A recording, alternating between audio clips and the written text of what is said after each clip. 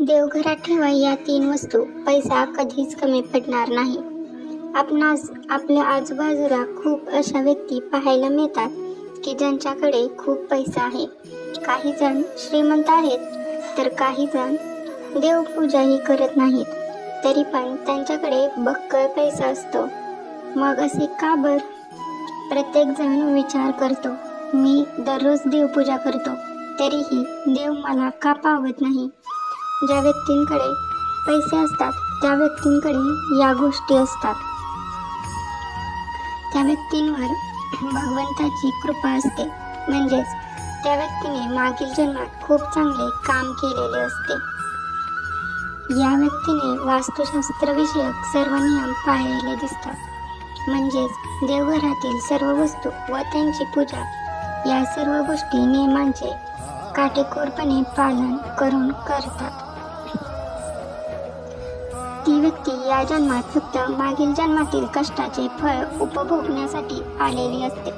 त्यामुळे देवपूजा न करताही अशी माणसे श्रीमंत होतात.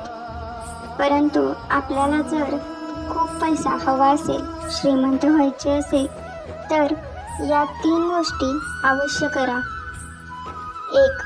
देवघरात माता लक्ष्मीची मूर्ती असावी. जर माता लक्ष्मीची मूर्ती ही चांदीची असेल तर जास्त फायदा होतो. चांदी हा धातू पैशाला आकर्षित करतो. तसेच मूर्तीमध्ये देवता बसलेली असावी. 2.